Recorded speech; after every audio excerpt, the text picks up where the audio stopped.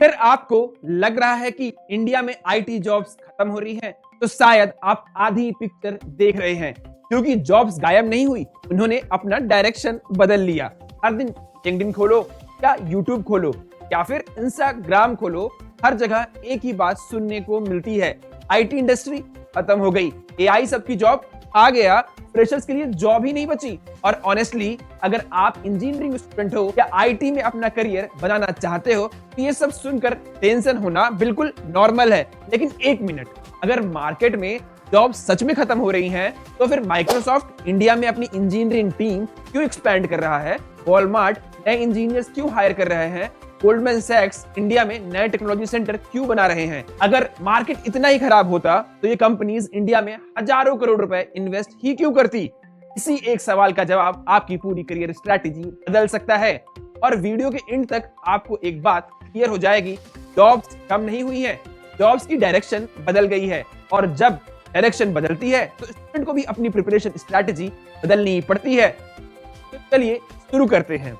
सबसे पहले एक सिंपल एग्जांपल मान लीजिए, 5 साल पहले अमेरिका की कंपनी को सॉफ्टवेयर बनाना था। उसके पास दो ऑप्शन, या तो इंडिया में अपनी इंजीनियरिंग टीम बनाए या प्रोजेक्ट किसी आईटी सर्विस कंपनी को दे दे। उस टाइम ज्यादातर कंपनी दूसरा ऑप्शन चूज करती थी, वो प्रोजेक्ट टीसीएस, इन्फोसिस, विप्रो या कॉग्निजेंट जैसे आईटी सर्विसेज कंपनी को देती थी। फिर ये कंपनीज इंडिया में इंजीनियर्स हायर करती थी और उन इंजीनियर से क्लाइंट का प्रोजेक्ट कंप्लीट करवाती थी। इसी मॉडल की वजह से हर साल लाखों फ्रेशर्स आईटी सर्विस कंपनी के लिए हायर होते थे। लेकिन पिछले कुछ सालों में सब कुछ बदल गया। यूएस कंपनी ने सोचना शुरू किया, जब इंडिया में इतना टैलेंटेड इंजीनियर्स है, तो किसी और कंपनी के थ्रू हायर क्यों किया जाए?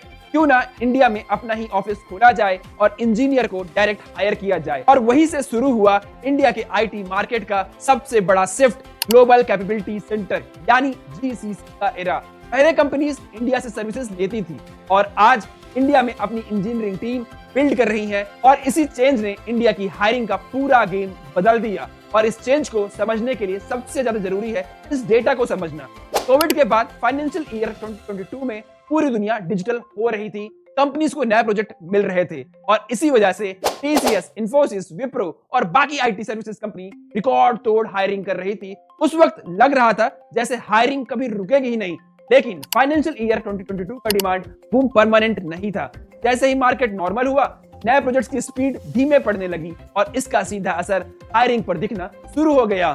फाइनेंशियल ईयर 2024 तक इंडिया की टॉप आईटी सर्विसेज कंपनीज का टोटल एम्प्लॉय काउंट लगभग 69,000 कम हो गया। ध्यान रहे, इसका मतलब ये नहीं है कि 69,000 लोगों को एक साथ निकाल दिया गया। इसका मतलब सिर्फ इतना है कि कंपनीज का ओवरऑल वर्कफोर्स पहले से कम हो गया। फाइनेंशियल ईयर 2025 में हायरिंग में थोड़ी रिकवरी आई, लेकिन एक बात क्लियर थी, फाइनेंशियल ईयर 2022 जैसी मास हायरिंग वापस कभी देखने को नहीं मिली। और फिर आया फाइनेंशियल ईयर 2026, जहां हायरिंग सिर्फ स्लो ही नहीं रही, बल्कि टॉप आईटी सर्विसेज कंपनीज का टोटल एम्प्लॉय काउंट भी लगभग 7,000 और कम हो गया। यानी कंपनीज अब पहले की तरह हेडकाउंट बढ़ाने के बजाय क्वालिटी हायरिंग पर फोकस कर रही हैं। अब अगर आप सिर्फ इतना डेटा देखोगे, तो नेचुरली लगेगा कि आईटी इंडस्ट्री डाउन हो रही है और यहीं पर ज्यादातर स्टूडेंट गलती कर देते हैं। वो सिर्फ आधा डेटा देखते हैं और वहीं से कंक्लूजन बना लेते हैं, क्योंकि इसी दौरान एक दूसरी कहानी ही चल रही है और वही कहानी इंडिया के आईटी मार्केट का फ्यूचर दिख रही है। फाइनेंशियल ईयर 2026 में इंडिया के ग्लोबल कैपेबिलिटी सेंटर यानी जीसीसी लगभग 2 लाख नए एम्प्लॉय ऐड कर रहे हैं, जबकि आईटी सर्विसेज कंपनी सिर्फ 1.1 लाख के आसपास हायरिंग करती है। यानी GCC hiring IT services company से लगभग 82% ज्यादा हायरिंग देखने को मिला। अब एक मिनट रुक कर सोचिए, एक तरफ हायरिंग स्लो हो रही है और दूसरी तरफ नए ग्लोबल कैपेबिलिटी सेंटर बहुत तेजी से इंजीनियर्स को हायर कर रहे हैं। और यही है इस स्टोरी का सबसे बड़ा कंक्लूजन, आईटी जॉब्स गायब नहीं हुई है, आईटी जॉब एक मॉडल से दूसरे मॉडल की तरफ शिफ्ट हो रही है। लेकिन सबसे बड़ा सवाल अभी भी बाकी है, आखिर कंपनीज इतनी तेजी से जीसीसी मॉडल की तरफ शिफ्ट क्यों कर रही हैं? लेकिन इसके पीछे सिर्फ एक वजह नहीं है, कई बड़े रीजन हैं और उनमें से सबसे पहला रीजन समझते हैं। आज इंडिया के पास दुनिया का सबसे बड़ा इंजीनियरिंग टैलेंट पूल है। हर साल लाखों इंजीनियर्स ग्रेजुएट होते हैं और इसी वजह से जब ग्लोबल कंपनीज को स्किल्ड इंजीनियर चाहिए होते हैं तो इंडिया उनकी पहली चॉइस बन जाती है। दूसरा रीजन एआई और ऑटोमेशन।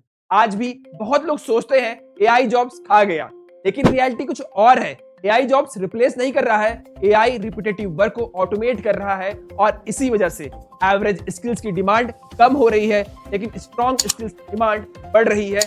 इसलिए कंपनी को पहले जितना हेडकाउंट नहीं चाहिए, लेकिन स्किल्ड इंजीनियर्स की डिमांड पहले से ज्यादा है। यानी अब क्वांटिटी नहीं, क्वालिटी मैटर करती है। तीसरा रीजन, कंपनीज अब सिर्फ आउटसोर्सिंग नहीं, वो अपनी इंजीनियरिंग चाहती हैं ताकि प्रोडक्ट का कंट्रोल और इनोवेशन दोनों उनके पास रहे। और सबसे बड़ा रीजन, इंडिया का रोल ही बदल गया है। पहले इंडिया सपोर्ट सेंटर था और आज इंडिया प्रोडक्ट और इनोवेशन सेंटर बन गया है। यहाँ सिर्फ कोड नहीं लिखे जा रहे हैं, यहाँ फ्यूचर प्रोडक्ट बिल्ड हो रहे हैं। इसलिए कंपनी सिर्फ ऑफिस नहीं खोल रही है, वो इंडिया के फ्यूचर पर इन्वेस्ट कर रही है और इसी के साथ बदल रहा है हायरिंग का पूरा game. Companies high value roles hire करती हैं तो नेचुरली सैलरी भी बढ़ जाती है। पहले फ्रेशर को 3 to 5 LPA मिलना कॉमन था, आज स्ट्रॉन्ग स्किल्स और रियल प्रोजेक्ट्स के साथ कई जीसीसी 8 to 15 LPA तक ऑफर कर रहे हैं। यानी सिर्फ जॉब नहीं बदली, उनकी वैल्यू भी बढ़ गई है। लेकिन असली सवाल यह है, जब कंपनीज बदल गई हैं तो उन्हें इंजीनियर्स में चाहिए क्या? जवाब शुरू होता है एक सिंपल सी बात से। कंपनी अब सिर्फ डिग्री नहीं देख रही है, वो कैपेबिलिटी देख रही है। एआई टूल्स की understanding, real projects, problem solving, communication और सबसे इंपॉर्टेंट बात, ओनरशिप। कंपनी को ऐसा इंजीनियर चाहिए जो सिर्फ टास्क कंप्लीट ना करे, बिजनेस में वैल्यू क्रिएट करे। इसलिए हायरिंग भी बदल गई है। पहले फोकस था हेडकाउंट, आज फोकस है इम्पैक्ट। लेकिन इसका मतलब ये नहीं है कि टीसीएस, इन्फोसिस, विप्रो खत्म हो जाएंगे, बिल्कुल नहीं। वो हायरिंग करते रहेंगे। पहले जैसे मास हायरिंग शायद दोबारा ना दिखे। तो आपको क्या करना चाहिए? सिर्फ डिग्री मत लीजिए, स्किल्स बिल्ड कीजिए, प्रोजेक्ट बनाइए, एआई को कॉम्पिटिटर नहीं अपना टूल बनाइए। वीडियो की शुरुआत में मैंने पूछा था जॉब्स गई कहां? अब जवाब क्लियर है, जॉब्स गायब नहीं हुई हैं, सिर्फ शिफ्ट हुई हैं आईटी सर्विसेज से जीसीसी की तरफ और उन लोगों की तरफ जिन्होंने खुद को मार्केट के साथ अपडेट किया। इसलिए एक बात याद रखना, मार्केट जॉब खत्म नहीं करता, मार्केट सिर्फ आउटडेटेड स्किल्स की डिमांड खत्म करता है। इसलिए डिग्री से ज्यादा अपनी कैपेबिलिटी पर इन्वेस्ट कीजिए, क्योंकि फ्यूचर उन्हीं लोगों का है जो मार्केट के साथ इवॉल्व करते रहेंगे।